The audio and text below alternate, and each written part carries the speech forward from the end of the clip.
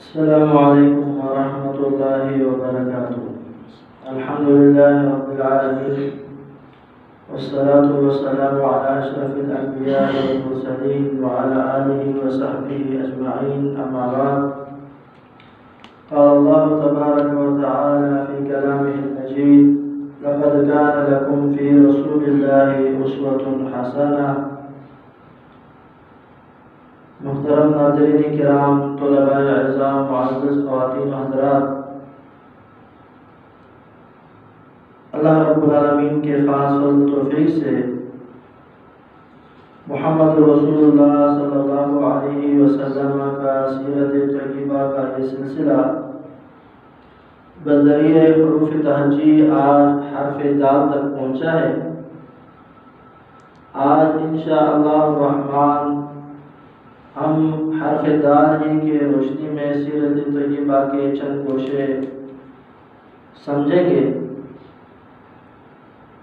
تو دال کے اعتبار سے نبی صلی اللہ علیہ وسلم کے سیرت میں سے آج ہم لیتے ہیں دعاء صلی اللہ علیہ وسلم.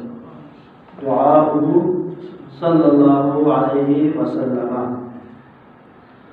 اللہ کے نبی صلی اللہ علیہ وسلم کا معمول مبارک تھا، آپ ہمیشہ بہترین اور جامع دعائیں انتخاب فرماتے. حضرت عائشہ رضی اللہ تعالی عنہ فرماتی ہے: کان رسول اللہ صلی اللہ علیہ وسلم یستحب الجوامع من الدعاء ويدع ما سوى ذلك. اخرجہ ابو داود رحمہ اللہ تعالی. کہ اللہ کے نبی صلی اللہ علیہ وسلم دعاؤں میں سے جامع ترین دعاؤں کو پسند فرماتے تھے. اس کے علاوہ لمبی چوڑی تکلف سے بھری ہوئی دعاؤں کو آپ چھوڑتے. نبی صلی اللہ علیہ وسلم کے سیرت اور آپ کے طریقے میں سے یہ بھی تھا کہ آپ دعا میں عزم سے کام لیتے، تصمیم سے کام لیتے، یعنی دل کے یقین، وثوق کے ساتھ اور پختہ ارادے کے ساتھ اللہ رب العالمین سے دعائیں کرتے تھے. شک اور تردد میں نہیں کرتے کہ اگر اللہ چاہو تو دے دو، نہیں چاہو تو نہ دے دو. آپ کی نہیں فرماتے تھے اللہ دے دو، یقین دے دو. اس طرح عزم کے ساتھ اللہ رب العالمین سے محمد رسول اللہ صلی اللہ علیہ وسلم مانگا کرتے تھے. اللہ کے نبی صلی اللہ علیہ وسلم نے دعاؤں میں تعجیل سے منع فرمایا. استعجال نہیں کرنا، جلد بازی نہیں کرنی اور اکتانا نہیں ہے. جلد بازی نہیں کرنی اور اکتانا نہیں ہے، بلکہ روٹین کے ساتھ مانگتا رہنا ہے. ہمیشہ اللہ سے مانگنا ہے، کبھی اکتانا نہیں ہے. اور قبولیت کے لیے جلد بازی سے کام نہیں لینا. بلکہ اللہ کے نبی صلی اللہ علیہ وسلم نے ناامیدی کو ناپسند کیا ہے. ناامیدی کو ناپسند کیا ہے، قنوط کو ناپسند کیا ہے، بلکہ اللہ سے اچھا گمان، اچھی امید رکھنے کی امت کو تعلیم دی ہے. اور اس کا ایک صورت اور مظہر آپ صلی اللہ علیہ وسلم کے دعاؤں میں ہمیں ملتا ہے. اللہ کے نبی صلی اللہ علیہ وسلم کے دعاؤں میں سے جو اکثر مانگا کرتے تھے، حضرت انس رضی اللہ تعالی عنہ بیان کرتے ہیں: کان اکثر دعوت یدعو بها النبی صلی اللہ علیہ وسلم. اللہ کے نبی کے اکثر دعاؤں میں سے جو آپ کو کثرت سے وہ دعا مانگتے تھے، وہ قرآن مجید کی سورہ بقرہ کی آیات کریمہ کی وہ دعا ہے. صحیح بخاری اور مسلم کی روایت ہے کہ اللہ کے نبی بہت زیادہ پڑھتے تھے: ربنا آتنا فی الدنیا حسنہ وفی الآخرۃ حسنہ وقنا عذاب النار. کہ ہمارے رب ہمیں دنیا بھی اچھا دے اور آخرت میں بھی اچھا دے. مومن دنیا بھی اچھا اللہ رب العالمین سے مانگتا ہے اور آخرت بھی بہترین بنانے کی کوشش کرتا ہے. اس میں رد ہے ان لوگوں کا جو گوشہ نشین ہو جاتے ہیں، غار نشین ہو جاتے ہیں، رہبانیت اختیار کر دیتے ہیں، دنیا والوں سے بالکل دور ہو جاتے ہیں. نہیں، ربنا آتنا فی الدنیا حسنہ وفی الآخرۃ حسنہ وقنا عذاب النار. اللہ کے نبی صلی اللہ علیہ وسلم اس طرح ایک دعا کثرت سے جو مانگے کرتے تھے. وہ دنیا میں بہت سارے پریشانیوں سے اللہ کے نبی نے اللہ سے پناہ مانگی ہے، دعا مانگی کہ اس سے بچانا. مشہور دعا ہے صحیح بخاری کی. اللہ کے نبی فرمایا کرتے تھے: اللہم انی اعوذ بک من الہم والحزن. اللہ میں غم سے، پریشانی سے آپ سے پناہ مانگتا ہوں، آپ مجھے اس سے بچائیں. وَأَعُوذُ بِكَ مِنَ الْعَجْزِ وَالْكَسَلِ، عاجز آنے سے کسی بھی معاملے میں اور کسی بھی معاملے میں سستی دکھانے سے میں کیا کرتا ہوں، آپ سے پناہ میں آتا ہوں۔ وَأَعُوذُ بِكَ مِنَ الْبُخْلِ وَالْجُبْنِ، اے اللہ بخیلی سے اور بزدلی سے بھی پناہ پکڑتا ہوں۔ اور ساتھ ہی فرمایا وَزَلْعِ الدَّيْنِ وَقَهْرِ الرِّجَالِ، قرض کا چڑھ جانے سے اور لوگوں کا مجھ پہ کسی بھی معاملے میں غالب آنے سے، لوگوں کو مسلط ہونے سے میں کیا کرتا ہوں، پناہ پکڑتا ہوں۔ تو اللہ کے نبی کی بہترین دعاؤں میں سے ایک یہ بھی دعا ہے۔ اسی میں اللہ کے نبی ایک اضافہ لفظ کبھی کبھار مانگتے تھے کثرت سے، وہ کیا؟ اللہم انی اعوذ بک ان ارد الی ارذل العمر، اے اللہ میں پناہ پکڑتا ہوں کہ میں اس ذلیل عمر کی طرف جس میں انسان دوسروں کا محتاج ہو جائے، عبادت سے چلا جائے، اپنا خود حاجت خود نہیں کر سکتا ہو، ایسے محتاجگی والی عمر سے بھی اللہ کے نبی نے کیا ہے؟ پناہ مانگا ہے۔ تو یہ اللہ کے نبی صلی اللہ علیہ وسلم کے بہترین دعاؤں میں سے جامع ترین دعا ہے۔ اور نماز بھی آپ اس دعا کے ساتھ ایک لفظ کا اضافہ فرماتے تھے کہ اللہم انی اعوذ بک من فتنۃ الدنیا وعذاب القبر، فتنۃ الدنیا وعذاب القبر۔ یہ ساری دعائیں صحیح بخاری اور صحیح مسلم میں رسول اللہ صلی اللہ علیہ وسلم سے ثابت ہے۔ یہاں پر ایک نقطہ وہ بھی ہے دعاؤں کے متعلق اللہ کے نبی صلی اللہ علیہ وسلم کا کہ اللہ کے نبی حسب مقام اور حسب حالات دعا کا انتخاب فرماتے تھے، کیونکہ اللہ نے آپ کو ایک ملکت دیا ہوا تھا جوامع الکلم کا، کہ آپ کو بڑے جامع ترین انداز میں بات کرتے تھے اور دعائیں مانگتے تھے۔ تو اس جامع ترین دعاؤں کو اللہ کے نبی صلی اللہ علیہ وسلم حسب مقام اور حسب حالات اللہ کے نبی نے دعائیں کی۔ مثلا اگر سامنے والے زکوٰۃ لانے والے تھے، صدقات و خیرات کرنے والے تھے، اللہ کے راستے میں خرچ کرنے والے تھے، تو یہاں پر ان کے لیے برکت کی اور مال کی حفاظت کے اللہ نے بھی دعائیں کی ہے، برکت کی اور مال کے حفاظت کے لیے دعائیں کی ہے۔ اگر سامنے والا کوئی پریشان ہے یا تنگدست ہے تو اللہ نے ان سے کشف الغم کا اور کشف العسر کا دعائیں کی کہ اللہ ان کی پریشانیاں دور فرما، ان کی مشکلات کیا کرو دور فرما، آسان فرما۔ سامنے والے اگر طلباء ہیں یا علم سیکھنے والے ہیں، دین سیکھنے والے ہیں، تو اللہ کے نبی صلی اللہ علیہ وسلم نے ان کے لیے فہم کا، فقہ کا، فراست کا، علم دین میں سمجھ کی دعائیں کی ہے، علم دین میں سمجھ کی دعائیں۔ یہ اللہ کے نبی صلی اللہ علیہ وسلم کے دعاؤں میں کیا تھا؟ اسلوب تھا کہ حال اور مقام کے اعتبار سے، حال اور مقام کے اعتبار سے اللہ کے نبی نے کیا ہے؟ لوگوں کے لیے دعائیں کی ہے۔ یہ اللہ کے نبی صلی اللہ علیہ وسلم کا منہج تھا دعاؤں میں۔ یہاں پر ایک نقطہ یہ بھی سمجھیے کہ بعض لوگوں نے اللہ کے نبی صلی اللہ علیہ وسلم کی سیرت کا یہ نقطہ سمجھا نہیں ہے اور وہ یہاں پر پھسل جاتے ہیں۔ وہ یہ کہ محمد رسول اللہ صلی اللہ علیہ وسلم نے، اللہ نے آپ کو رحمت للعالمین بنا کر مبعوث کیا، اس میں کوئی شک نہیں، رحمت للعالمین مبعوث فرمایا ہے، لیکن وہی رحمت للعالمین کی سیرت میں سمجھنے کے لیے ایک نقطہ یہ ہے کہ اللہ کے نبی صلی اللہ علیہ وسلم نے جہاں پر بہت سارے لوگوں کے لیے دعائیں کی ہیں، وہاں پر اللہ کے نبی صلی اللہ علیہ وسلم کو جب بہت زیادہ ستایا گیا، جب بہت زیادہ تکلیفیں پہنچی، تو اللہ کے حکم سے آپ نے کچھ لوگوں کے خلاف بد دعا بھی کی ہے، کچھ لوگوں کے خلاف بد دعا بھی کی ہے۔ آج کل کا کم فہم دین کا سمجھ رکھنے والا، کم سمجھ رکھنے والا شخص، وہ اللہ اور اس کے رسول سے ایک قدم آگے بڑھنا چاہتا ہے۔ ان کے سامنے اگر کسی کافر قوم کو نقصان پہنچتا ہے تو اس کو بڑا دکھ ہوتا ہے، جبکہ اس کے مقابلے میں ہر آئے روز مسلمانوں پر ظلم ستم ہوتا، اس پر جو ہے نا جو تک نہیں رہتی، بالکل ٹس سے مس نہیں ہوتا۔ اور کافروں کو ذرا سا نقصان ہو جائے یا کافروں کے خلاف آپ ذرا سی بات کرو تو وہ جو ہے نا آسمان اٹھا دیتا ہے کہ تو اللہ، آپ نے جو ہے کافروں کے خلاف بد دعا کی، آپ نے کافروں کو برا بھلا کہا۔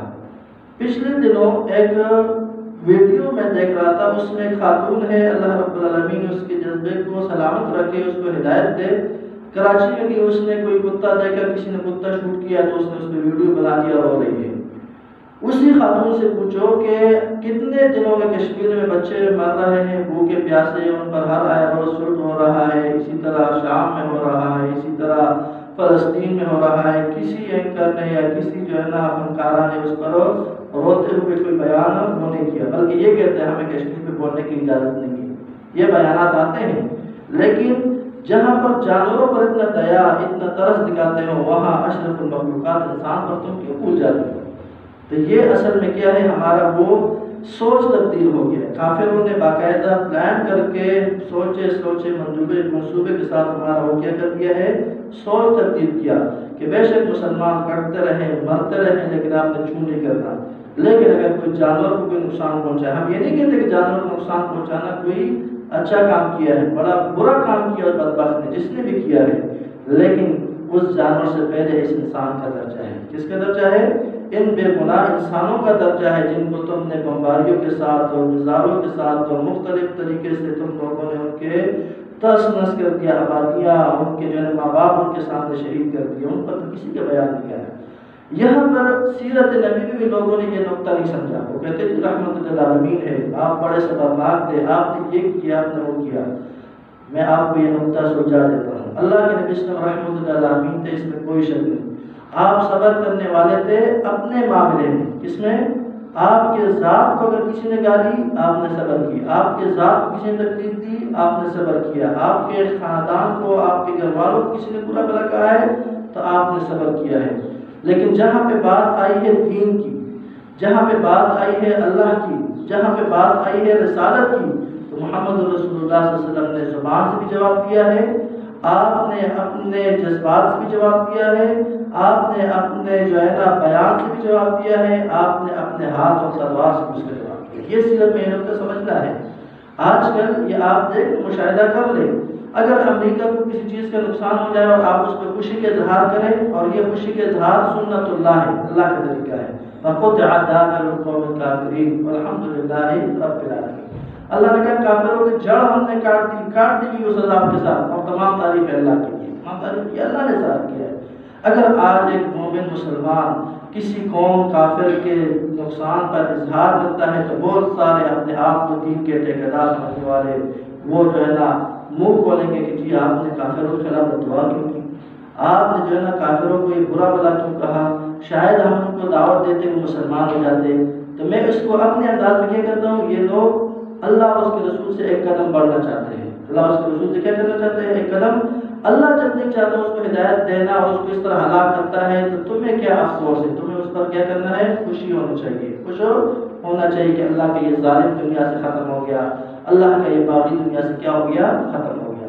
تو نبی صلی اللہ علیہ وسلم کی سیرت میں جہاں پر آپ نے اپنے لیے دعائیں کی ہیں، صحابہ کے لیے دعائیں کی ہیں، حضرت انس کے لیے ماں کی کثرت کی دعا کی، اولاد کی کثرت کی دعا کی، حضرت ابو ہریرہ کے لیے ثابت قدمی کی، حافظے کے تیز ہونے کی، اس کے ماں کی ہدایت کے لیے دعا کی ہے۔ حضرت ایک صحابی ہے البارقی رضی اللہ تعالیٰ عنہ، اس کے لیے نبی صلی اللہ علیہ وسلم نے عروہ البارقی رضی اللہ تعالیٰ کے نبی صلی اللہ علیہ وسلم نے مال تجارت میں سمجھ کی دعا کی ہے، مال تجارت میں کہ اس کو اللہ کے نبی نے اس کو اللہ تجارت کا ڈنگ سے کہا، اس کو تجارت میں برکت دے، اور وہ اس کے بارے میں آتا ہے اگر وہ مٹی بھی اٹھا لیتا اس میں بھی وہ کیا کرتا، اپنے لیے کمائی کر لیتا، اس میں بھی اپنے لیے کیا کر لیتا، فائدہ کر لیتا۔ تو جہاں پر اللہ کے نبی نے صحابہ کے لیے امت کے لیے دعائیں کی ہے، امت کے لیے بھی آپ نے بڑی کی ہے، فرمایا رحم اللہ عمران نزل اللہ عمران، اللہ اس بندے کو رحم فرمائے، تر و تازہ رکھے جو میری بات سنے، اس کو سمجھے، اس کو یاد کرے، پھر لوگوں تک پہنچائے۔ تو یہ امت کے لیے آپ کی دعائیں ہیں۔ تو وہاں پر اللہ کے نبی نے کچھ بدبختوں کے لیے بد دعائیں بھی کی ہے، یہ نقطہ سمجھنا ہے، یہ کیا ہے، سمجھنا ہے، یہ بھی رحمت للعالمین کا تقاضا ہے۔ اگر وہ بدبخت اسی طرح دنیا میں رہے تو پھر اللہ کے نبی کے رحمت کے راستے میں وہ رکاوٹ بنیں گے، کیا بنیں گے، اللہ کے نبی کے وہ دین جو سراسر رحمت والا ہے، اس دین کے خلاف وہ پروپیگنڈے کریں گے، اس دین کے خلاف وہ جو ہے نا ایک محاذ کھڑا کریں گے، دین کے خلاف وہ روڑے کھڑے کریں گے، تو اس کے لیے لازمی تھا کہ اللہ کے نبی نے ان کی کیا کی ہے، بد دعا کی ہے۔ اور وہ بدبختوں میں سے سب سے پہلے نام آتا ہے قریش مکہ کے کفار کا۔ اللہ کے نبی نے باقاعدہ ان کے لیے بد دعا کی، اللہم علیک بقریش، اے اللہ آپ بھی قریش کو اپنی طریقے سے دیکھ لیں، آپ بھی اپنی طرف سے قریش کے لیے کیا کریں، دیکھ لیں۔ اور ایک دفعہ تو اللہ کے نبی خانہ کعبہ آئے، نماز پڑھنے لگے، جیسے سجدے میں گئے ابو جہل نے کہا کون ہے جو وہ اون کل پرسوں کا اون ذبح ہوا ہے، اس کی یہ اجلی وغیرہ آنکھیں وغیرہ پڑی ہے، یہ کون ہے جو اس محمد رسول اللہ صلی اللہ علیہ وسلم کے کمر پر ڈالے گا؟ عقبہ ابن ابی معیط کھڑا ہوا، اس نے وہ جو ہے سلی دی، وہ اجلیاں اور جو آنکھیں وغیرہ تھی وہ لے کر محمد رسول اللہ کے اوپر ڈال دیے۔ اللہ کے نبی اس کے بوجھ کے تلے دب گئے، حضرت فاطمہ اس کو اپنے چھوٹے ہاتھوں سے ہٹانے لگی۔ جب اللہ کے نبی نے سلام پھیرا اللہ کے نبی نے کیا کہا؟ فرمایا علیک بأبی جہل وعلیک بعتبہ وشیبہ وعقبہ وابن عبد معیط، اے اللہ ابو جہل کو تو دیکھ، اے اللہ ابو جہل کے ساتھ عتبہ ہے، شیبہ ہے، عقبہ ہے، اسی طرح یہ جتنے صحابہ کرام، حضرت عبداللہ بن مسعود فرماتے ہیں جتنے وہاں سردار بیٹھے تھے سب کے آپ نے نام لیے۔ تو یہ دعا اللہ کے نبی صلی اللہ علیہ وسلم کے خلاف کر کے پھر ابن مسعود رضی اللہ تعالیٰ عنہ اس دعا کے بعد تفسیر فرماتے ہیں کہ لقد رأیت، میں نے خود دیکھا اپنے آنکھوں سے، الذین سما رسول اللہ صلی اللہ علیہ وسلم، ان لوگوں کو جن کے نام لے کر دعا کی تھی، فرمایا سرعا یوم بدر، سارے بدر کے میدان میں مردار پڑے تھے، سارے بدر کے میدان میں مردار پڑے تھے۔ تو کیا اللہ کے نبی صلی اللہ علیہ وسلم کے دل میں یہ سوچ نہیں آتا تھا کاش کہ میں ان کو دعوت دیتا، یہ مسلمان ہو جاتے؟